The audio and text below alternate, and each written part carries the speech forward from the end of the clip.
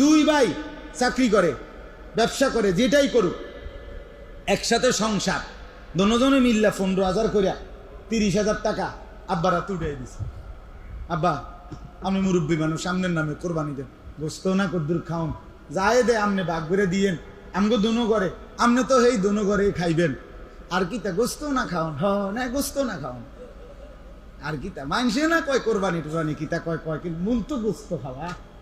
দোনো ফুতে কামাই করে, তাহলে দোনোজনের উপরে এই 60,000 মানে 52.5 ভরি রূপার দামের সমপরিমাণ টাকা থাকার কারণে দোনোজনের উপরে কোরবানি ওয়াজিব কিনা?